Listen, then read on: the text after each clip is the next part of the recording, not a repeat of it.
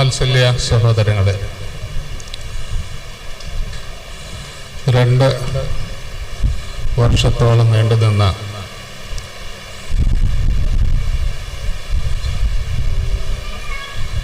ഈ ദൈവാലയത്തിൻ്റെ പുനർനിർമ്മാണം ഇപ്പോൾ പൂർത്തീകരിച്ച് സഭയുടെ ആരാധനയ്ക്ക് വേണ്ടി സമർപ്പിക്കപ്പെടുകയാണ്. ഈ ഇടവകയെ സംബന്ധിച്ചിടത്തോളം ഇത് സാധിക്കുമോ എന്ന ഒരാശങ്ക എക്കാലത്തുമുണ്ടായിരുന്നു. ചെറിയ ഇടവകയാണ്,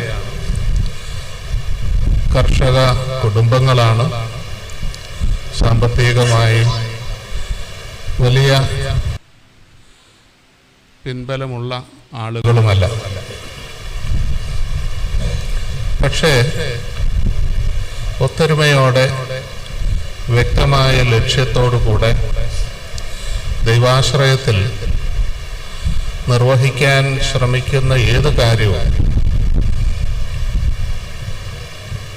ഭംഗിയായി നടത്തപ്പെടും എന്നതിൻ്റെ ഉത്തമ ഉദാഹരണമായി ഇത് ഇപ്പോൾ പൂർത്തീകരിക്കപ്പെട്ടിരിക്കുകയാണ്. അതുകൊണ്ട് പ്രാഥമികമായി ദൈവത്തെ നമുക്ക് മഹത്വപ്പെടുത്താം. അസാധ്യ കാര്യങ്ങൾ മനുഷ്യനിലൂടെ നിർവഹിക്കുന്ന ദൈവം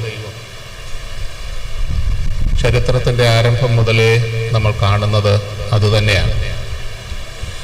അതിൻ്റെ ഏറ്റവും പുതിയ നമ്മുടെ മധ്യത്തിലെ ഉദാഹരണമായി ഇതിനെ കാണാം.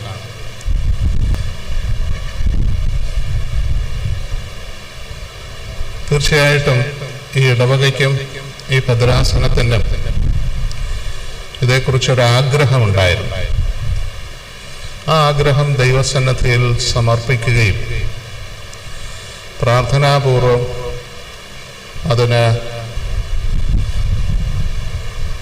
ആവശ്യമായ ബലം നൽകണമേ എന്ന് ദൈവത്തോട് അപേക്ഷിക്കുകയും ചെയ്തു.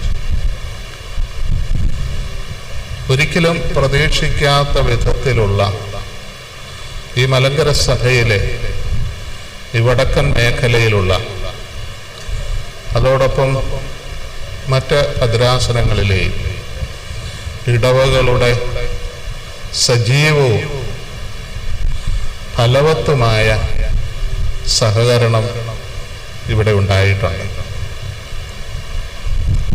ശരിക്കും വിശ്വാസ സമൂഹത്തിൻ്റെ ഒരാരാധനാ സ്ഥലമാണ് ഒരുക്കപ്പെട്ടിട്ടുള്ളത്.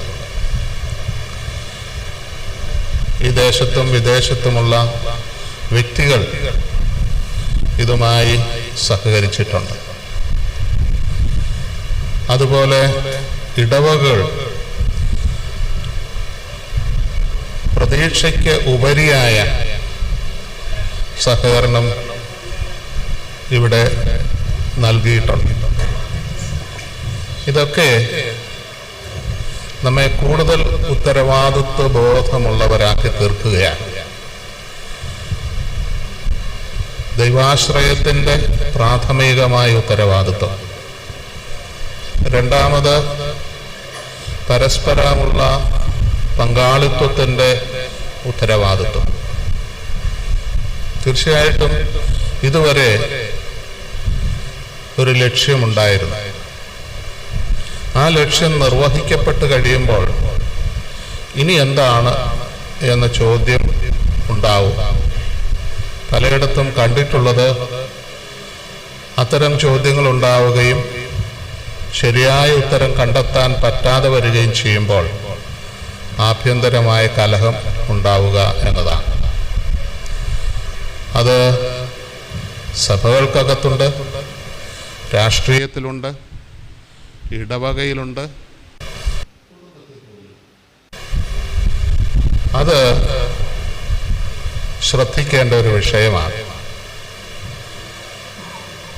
പുതിയ കർമ്മ മേഖലകൾ, അത് ആരാധനയുടേതാകാം, സാധുജന സംരക്ഷണത്തിൻ്റെതാകാം, അത് സാമൂഹിക ഇടപെടലുകളുടേതാകാം.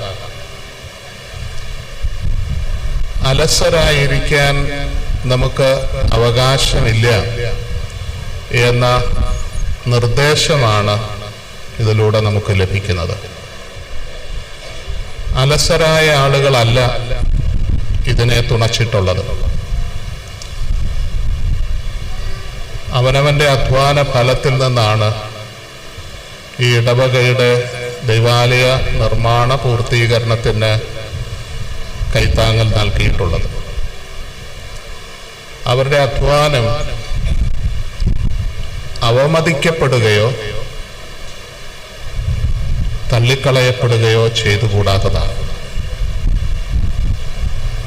അത് അവർക്ക് ദൈവം നൽകിയ അനുഗ്രഹം അവർ യുക്തമായി ഉപയോഗപ്പെടുത്തിയതാണ്. അതുപോലെ തന്നെയാണ് നമുക്ക് ദൈവം വരദാനമായി നൽകിയ ഈ അനുഭവം എപ്രകാരം നമ്മൾ ഉപയോഗപ്പെടുത്തുന്നു എന്നുള്ളത് തീരുമാനിക്കേണ്ടത്. എത്ര ചെറിയ ഇടവകയായാലും ആഭ്യന്തരമായ കലഹം ഭാവിയുടെ സാധ്യതകളെ ഇല്ലാതെയാക്കുകയും പരസ്പരമുള്ള സ്നേഹബന്ധത്തിന് ആരാധനാബന്ധത്തിനും പകരം വിദ്വേഷത്തിനും വൈരാഗ്യത്തിനും സ്വാർത്ഥ താല്പര്യങ്ങൾക്കും വഴിപ്പെട്ടു പോകുന്നതിൻ്റെ ചരിത്രം നമുക്ക് എല്ലായിടത്തും കാണാവുന്നതാണ്. അവിടെ ഒരിക്കലും ഞങ്ങൾ നേടി എന്ന ഭാവമോ ഞങ്ങൾക്കുണ്ട് എന്ന ഭാവമോ ഉണ്ടായിക്കൂടാ. ഒന്നാമത്, മറ്റുള്ളവരുടെ തുണയെക്കുറിച്ച് ചിന്തിക്കുമ്പോൾ തീർച്ചയായിട്ടും അതിനോടുള്ള നന്ദിയുടെ പ്രകടഭാവങ്ങൾ ഉണ്ടായേ മതിയാകും. ആ നന്ദിയുടെ പ്രകടഭാവം ഒന്നാമത് അവനവനിൽ തന്നെയുള്ള സ്നേഹ പങ്കാളിത്വ ഭാവങ്ങളുടെ രീതിയിലാണ് പ്രകടമാകേണ്ടത്. രണ്ടാമത്, പുറത്തുള്ള ആളുകളോടുള്ള ബന്ധത്തിൽ നമ്മുടെ ജീവിതം നമുക്ക് സഹായം ചെയ്തിട്ടുള്ളവരോടുള്ള നന്ദിയുടെ പ്രകടഭാവമായി തീരേണ്ടതാണ്. അവിടെ ഞാനെന്ന ഭാവത്തിന് യാതൊരു സാധ്യതയുമില്ല.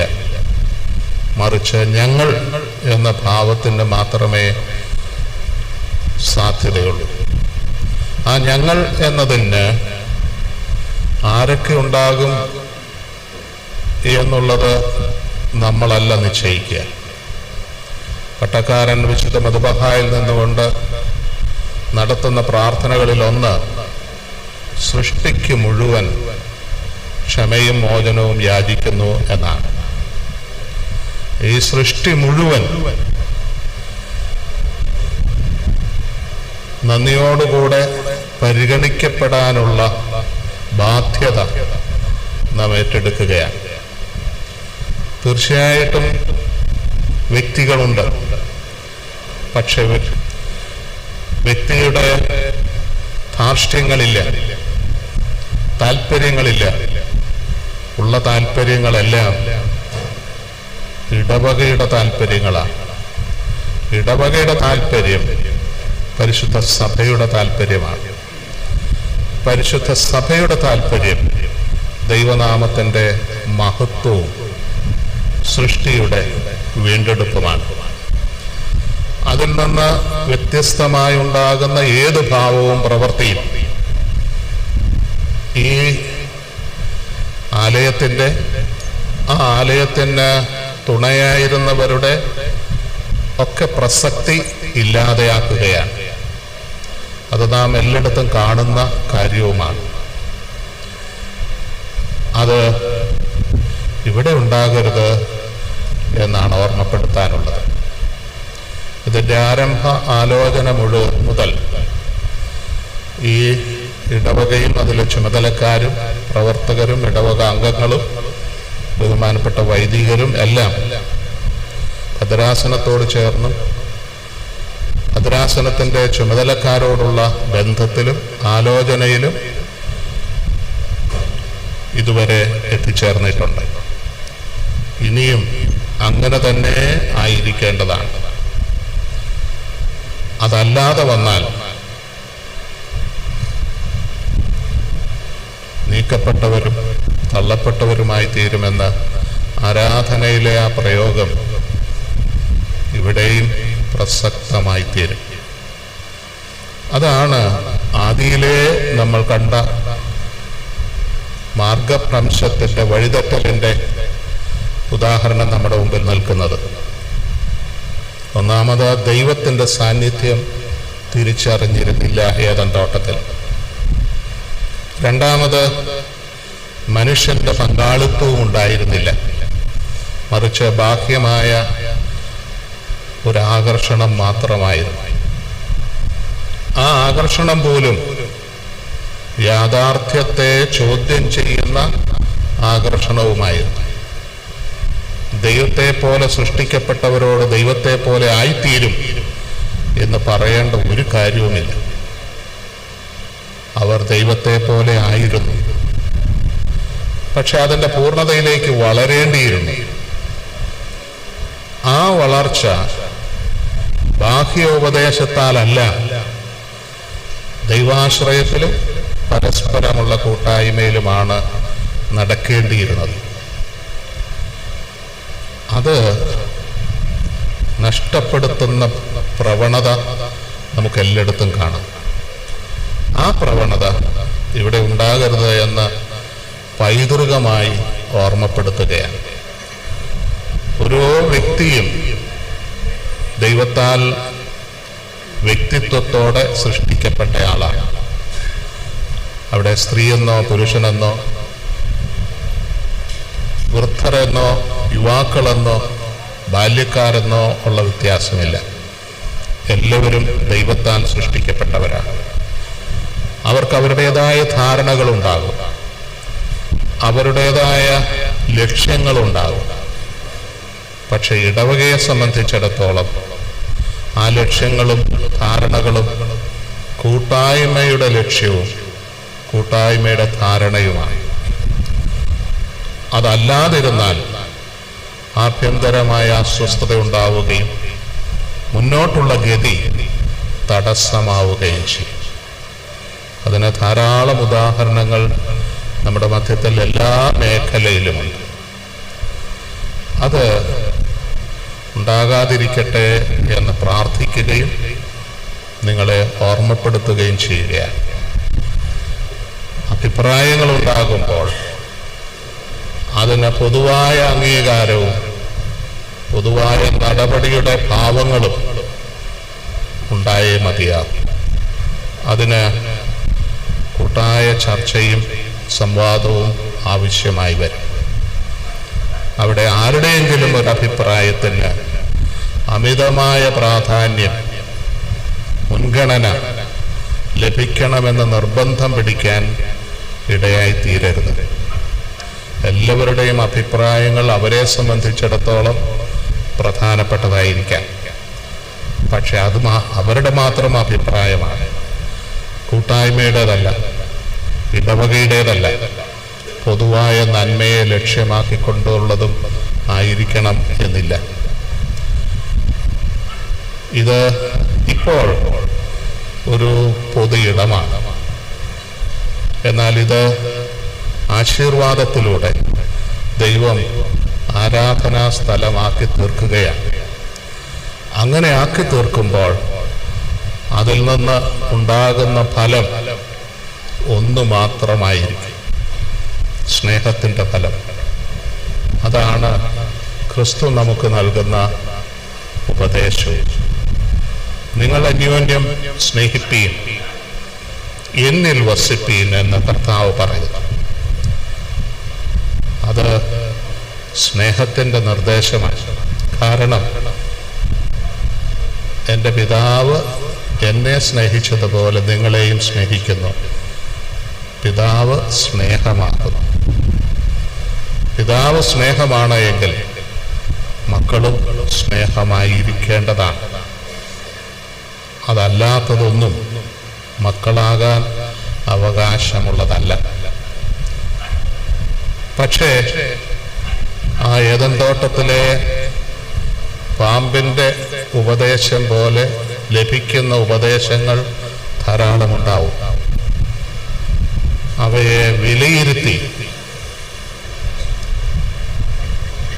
അവനവനെ തന്നെ ദൈവസന്നിധിയിൽ പരിശോധിച്ച് മുന്നോട്ടുള്ള ഗതിയെ നിർണയിക്കേണ്ടതാണ്. അവിടെ ദൈവവും മനുഷ്യനും മാത്രമേ ഉള്ളൂ. മനുഷ്യൻ എന്നുള്ളത് വ്യക്തിയല്ല, കൂട്ടായ ആദിയിലെ ആദാം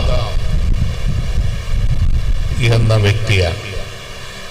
അതിന് ഏകത്വമില്ല, കൂട്ടായ്മ മാത്രമേ ഉള്ളൂ.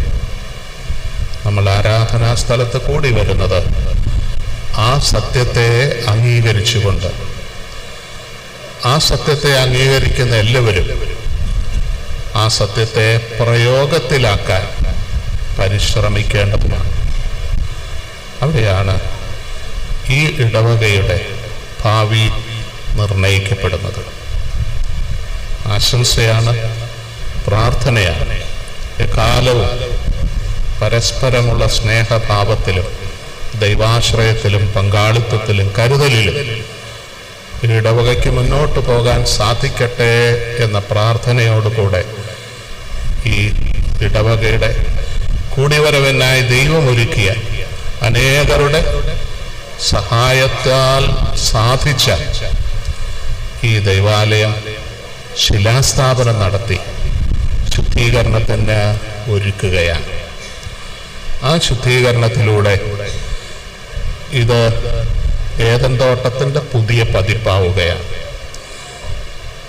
അവിടെ എല്ലാവരുമുണ്ട്, ദൈവത്തിൻ്റെ സാന്നിധ്യവുമുണ്ട്. ആ സാന്നിധ്യത്തെ ആദരിച്ചുകൊണ്ട് എല്ലാവരും ഒരുപോലെ പരസ്പരമുള്ള അംഗീകാരത്തിലും ആദരവിലും ആരാധനയും ജീവിതവും ദൈവസന്നിധിയിൽ മനുഷ്യമധ്യത്തിൽ അർപ്പിക്കുവാൻ സാധിക്കട്ടെ എന്ന് പ്രാർത്ഥിക്കുന്നു. നമുക്ക് ഈ ശിലാസ്ഥാപന ശുശ്രൂഷ ഇന്ന് നിർവഹിക്കാം. തുടർന്ന് ദൈവാലയ ശുദ്ധീകരണത്തിൻ്റെ 2 ഭാഗങ്ങളുണ്ട്. അതിലൊന്നാമത്തേത് ഇന്ന് നിർവഹിക്കും, രണ്ടാമത്തേത് നാളെയും നിർവഹിക്കും. അതിനുശേഷം വിശുദ്ധ ബലിയുമുണ്ടാകും. ഈ ഇടവക തീർച്ചയായിട്ടും അനുഗ്രഹീതമാണ്. 3 വൈദികർ ഈ ഇടവകയുടെ ഈ വിധത്തിലുള്ള മെച്ചമായ പരിണാമത്തിന് കാരണമായി തീർന്നിട്ടുണ്ട്. ഇതിന് ഈ പദ്ധതി ആരംഭിക്കുമ്പോൾ ആദ്യമായി ഉണ്ടായിരുന്നത് ബഹുമാനപ്പെട്ട ചിറക്കടവിൽ ബാബു അച്ഛൻ. അദ്ദേഹത്തിൻ്റെ നാട്ടിൽ നിന്ന് വലിയ തുകകൾ ഇതിന് പിൻബലമായി നൽകിയിട്ടുണ്ട്, ശേഖരിച്ച് നൽകിയിട്ടുണ്ട്. രണ്ടാമത് ഈ ദേശത്തെയും ഈ ആളുകളെയും അറിയാവുന്ന ബഹുമാനപ്പെട്ട പുക്കുന്നേൽ ബേബി പോളച്ചൻ ആവശ്യമായ സന്ദർഭങ്ങളിലെല്ലാം ഈ ദൈവാലയത്തിന് ഉപദേശവും പങ്കാളിത്തവും നിർദ്ദേശവും എല്ലാം നൽകി സഹായിച്ചിട്ടുണ്ട്. അതോടൊപ്പം ഇപ്പോഴത്തെ വികാരി ബഹുമാനപ്പെട്ട പോളി അച്ഛൻ, അദ്ദേഹം ഈ ഇടവകയുടെ ആരാധന ശനിയാഴ്ച ക്രമീകരിച്ച് ഓരോ ഞായറാഴ്ചയും വിവിധ സ്ഥലങ്ങളിൽ പോയി വിശുദ്ധ കുർബാന അർപ്പിച്ച് ആളുകളോട് ഈ ദൈവാലയത്തെ ദേവാലയത്തിൻ്റെ നിർമ്മാണത്തെക്കുറിച്ച് അറിയിച്ച് മെച്ചമായ സംഖ്യകൾ ശേഖരിച്ചിട്ടുമുണ്ട്. ഈ 3 പേരും നമ്മുടെ അംഗീകാരത്തിനും ആദരവിനും അർഹതയുള്ളവരാണ്. അതുപോലെ തന്നെ നിർമ്മാണ കമ്മിറ്റി, ഇവിടുത്തെ ഇടവകയുടെ ഭരണസമിതി ഒത്തൊരുമയോടെ അവരവരുടെ കഴിവിനപ്പുറത്ത് ഈ ദേവാലയത്തിന് ആവശ്യമായ പ്രവർത്തനങ്ങൾ നിർവഹിച്ചിട്ടുണ്ട്. ഇടവക ജനം, സ്വദേശത്തും വിദേശത്തുമുള്ള ആളുകൾ ഇതിന് കൈത്താങ്ങൽ നൽകിയിട്ടുണ്ട്. അതെല്ലാം ദൈവസന്നിധിയിൽ സമർപ്പിക്കപ്പെട്ട വഴിപാടായി സ്വീകരിക്കപ്പെടും എന്നുള്ളതിന് തർക്കമില്ല. ഇതിൻ്റെ ഓരോ ഘട്ടത്തിലും ഞാനുമായി ആലോചിക്കുകയും നിർദ്ദേശങ്ങൾ നൽകുകയും അവ സ്വീകരിച്ച് നടപ്പാക്കുകയും ചെയ്തിട്ടുണ്ട്. തീർച്ചയായിട്ടും അതിൻ്റെ സന്തോഷവും നന്ദിയും ഈ ഇടവകയോടുണ്ട്. ഓരോ ഘട്ടത്തിലും ചിത്രങ്ങൾ അയച്ചും കാര്യങ്ങൾ അറിയിച്ചും എന്നെ ഈ ഇടവകയുടെ നിർമ്മാണത്തിൻ്റെ പുരോഗതിയെക്കുറിച്ച് അറിയിച്ചിട്ടുണ്ട്. ആ ഒരു സന്തോഷത്തിലാണ് ഞാൻ ഇന്ന് ഇവിടെ നിൽക്കുന്നത്. നല്ല ആരോഗ്യാവസ്ഥയിലല്ല, പക്ഷേ ഇത് നിർവഹിക്കാൻ ലഭിക്കുന്ന സന്ദർഭം വലിയ അഭിമാനവും ആദരവും ദൈവാനുഗ്രഹത്തിൻ്റെയും ജനസമൂഹത്തിൻ്റെയും കൈത്താങ്ങലുമായി ഞാൻ കണക്കാക്കുന്നു. ഈ ഇടവകയുടെ തുടർന്നുള്ള എല്ലാ പ്രവർത്തനങ്ങൾക്കും നിങ്ങളേവരുടെയും പ്രാർത്ഥനയുണ്ടാകണം. ഇന്ന് ഇവിടെ സംബന്ധിക്കുന്ന ബഹുമാനപ്പെട്ട അച്ഛന്മാർ, മറ്റ് ഇടവകളിൽ വന്നിട്ടുള്ള വിശ്വാസം, അതുപോലെ ഇതിൻ്റെ വിവിധ തലങ്ങളിൽ സഹകാരികളും പങ്കാളികളുമായ ഏവരും തീർച്ചയായിട്ടും ആദരവും അംഗീകാരവും അർഹിക്കുന്നവരാണ്. അത് ഈ സന്ദർഭത്തിൽ അറിയിക്കുകയും ചെയ്യും. ദൈവസന്നിധിയിൽ നമുക്ക് എല്ലാവർക്കും ഒരു തിരുമുൾ കാഴ്ചയായി ഈ ആരാധനാലയത്തെ സമർപ്പിക്കാൻ, ഇവിടെ ഗീതങ്ങൾ ആലപിക്കാൻ 2 ഗൂതോകളായാണ് അവർ ആലപിക്കും. അവിടെ നമുക്കറിയാവുന്നതാണ് എങ്കിൽ ചേർന്ന് ചൊല്ലാം, അല്ലെങ്കിൽ ശ്രദ്ധയോടെ ദൈവത്തെ മഹത്വപ്പെടുത്തിക്കൊണ്ട് ഇതിൽ പങ്കാളികളായവർക്ക് നന്ദി കരയേറ്റിക്കൊണ്ട് ഇതിൻ്റെ ഭാവി ദൈവത്തിൻ്റെ സന്നിധിയിൽ സമർപ്പിച്ചുകൊണ്ട് പങ്കാളിയാകാം. ദൈവം നമ്മെ അനുഗ്രഹിക്കട്ടെ.